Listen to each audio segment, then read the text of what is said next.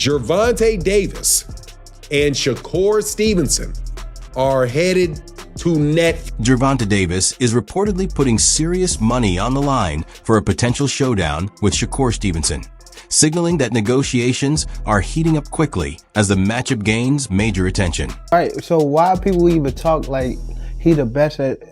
He didn't even fight at 135 yet. Right.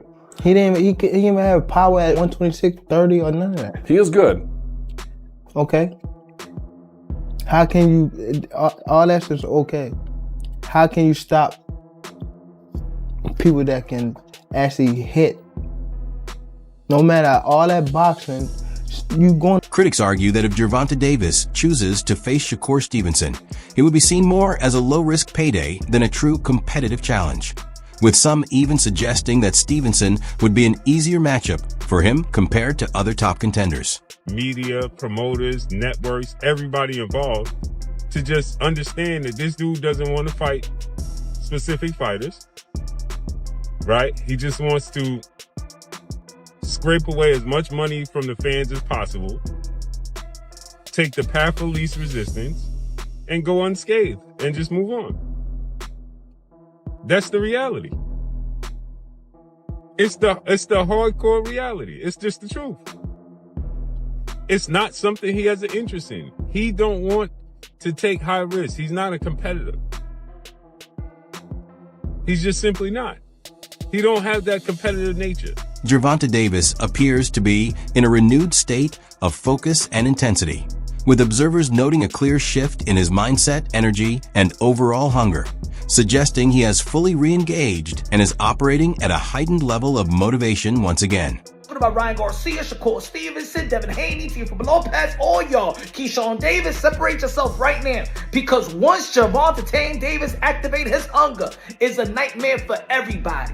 Yeah, I don't give a damn if you a fan or not of Gervonta Davis. You a boxing fan. You know skills. You know who is who. We all know who is who. And let me tell you like this, when Gervonta Davis decides to take this ish serious, when he want to activate his killer instinct, it's a nightmare for everybody, and they all know who's that guy. Shakur Stevenson and Ryan Garcia are being discussed by commentator showbiz as they talk about the possibility of fighting at the 140-pound limit, noting that Garcia hasn't consistently made that weight in a long time, having come in at around 146.5 pounds in past bouts, but still believes he could reach 140 if he fully commits and prepares properly. And we talking 140 pounds, Ryan. Again, sheesh, thought you couldn't make the weight, which was a great point. And Ryan said, when I'm focused, I can do anything. That was inspirational from Ryan Garcia. That was dope to say. And yeah, he made 146.5 or something like that. He definitely was clearly under welterweight. So he's saying he could make 140, and he hasn't made 140 in a long time, dude. Versus Duarte, was like a catch weight. Devin Haney, he missed weight and was 143, but he's saying that he wasn't focused. Shakur Stevenson and Ryan Garcia are being described by showbiz as potential rivals in what he believes would be a highly intense, action-packed fight, predicting that if they ever meet in the ring, it could turn into a full-scale war and a fan-favorite slugfest, with both fighters bringing strong mentality, high intensity, and determination, making every round and every exchange extremely significant in what could become a memorable and explosive showdown. I just want to give you guys my prediction on Ryan Garcia and Shakur Stevenson fight. All right, we want to hear it. I think this fight is going to be an all-time war slugfest. War? Yep, a slugfest all-time war. It's due to their mentality. Okay. Neither one of them are going to back down to the other one. Okay. And I think there's going to be knockdowns, and I think there's going to be blood. Wait, all the knockdowns coming from Ryan, right? Not from Shakur. Shakur knows he's not just going to pop shot and try to be slick. Ryan Garcia is going to attack him, and he's going to send him some serious body shots right back at Ryan Garcia.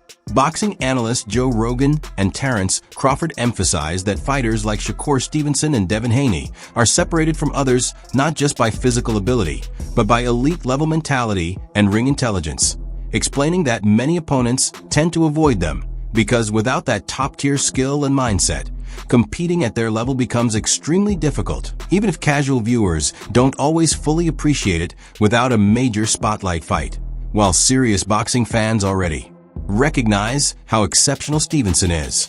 Is a great example. It's not really a household name, but he should be. I mean, he's an elite fighter. He's so f***ing good.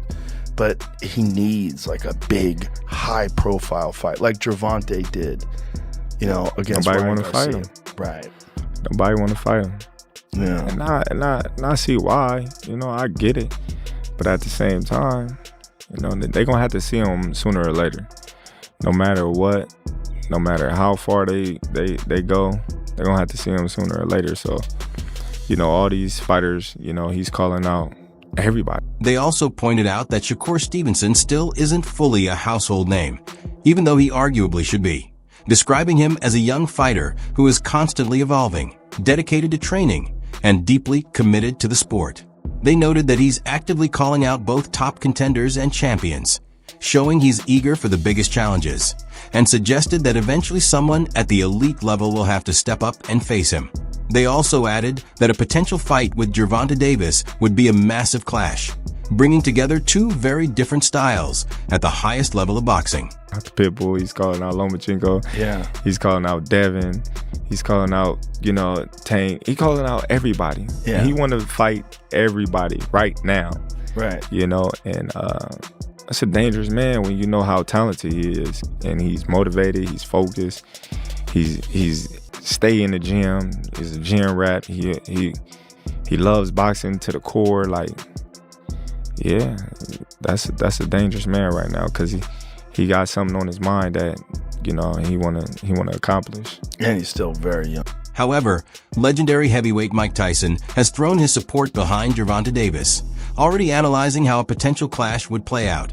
And he stressed that Shakur Stevenson is not the type of opponent who breaks under simple pressure or basic aggression, explaining that it would take someone with explosive power, elite speed, and a ruthless finishing instinct, qualities he associates with Davis, to truly push Stevenson to his limits, suggesting that such a matchup would bring in intensity capable of producing a memorable high-level fight. I thought it was an amazing performance.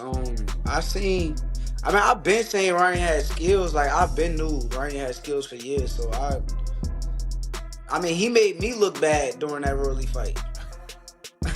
That's how I felt. Like, he made me look bad because I kept saying how skillful he was. So I thought it was a great performance. I thought Ryan did his thing. The only thing with Ryan, you just never know after he got caught with cheating, whether it's him performing at a high level or is he confident to do the things that he want to do if he's cheating or not. Shakur Stevenson also commented on Ryan Garcia's recent performance, calling him an impressive talent and acknowledging that in his fight against Rolando Romero, Garcia showed moments that stood out even to him, saying he has always respected Ryan's skill.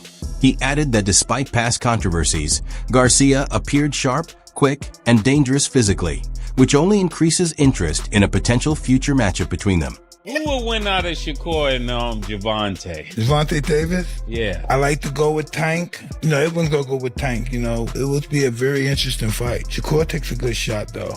He's a specialist. That's why some fights that he doesn't look good in, because he's so superior. He is boring watching sometimes.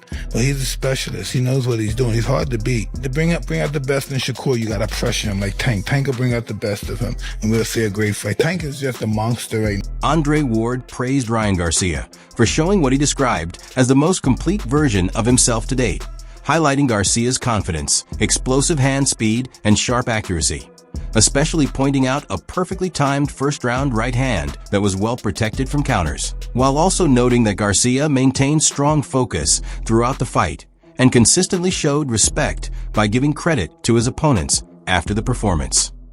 That stuff aside, what you just mentioned, like, from what I saw, that's the most complete I've seen him. Right? He seemed sure of himself. He's always been fast, but the punch placement, even that right hand he landed in the first round, that was a good shot.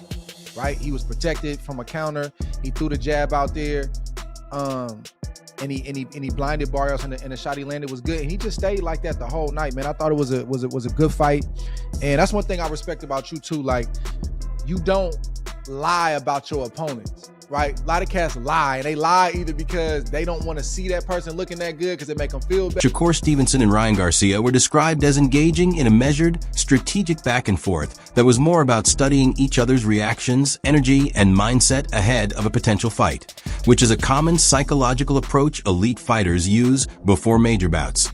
With Stevenson also noting that Garcia carries himself as a calm and positive personality outside the ring, explaining that these subtle exchanges are simply part of the normal build-up process when preparing for high-level competition under the spotlight. It was cool. I was really playing little mental games with him. It was a lot being said, but all of it was mental games. You know, you see your future opponent or somebody that you fighting, and you size them up and see what they looking like, and that's all it really was. It wasn't nothing too major. Ryan a cool dude though. Like that's the thing. Every time I kind of been around Ryan, he always got like cool energy and cool vibe. Professional boxing trainer Greg Hackett said the sport needs exactly the kind of energy brought by Gervonta Davis, comparing Davis's larger-than-life presence to Stone Cold Steve Austin, a figure known for embracing controversy and keeping fans emotionally locked in. Explaining that only for Tank to be talking crazy to these dudes is just wild to me. Yeah, he turned on everybody. I mean, he in his villain bag. You know what I'm saying? Everybody. He like the Stone Cold Steve Austin. The thing is, right? Yeah. But the thing is, right? We don't go to movies to see just nice movies all the time. We want to see bad guys. We want to see action. You know what I'm saying? And there's no entertainment without the bad guys. You need them. You need the bad guys, and I just feel like he's fulfilling that spot. But he do it on a level nobody else would do it on, because Davis doesn't avoid criticism, but instead leans into it, understanding that any attention helps keep his name at the center of the sport. And by fully owning that outspoken edge, he has become one of boxing's most compelling and talked about personalities.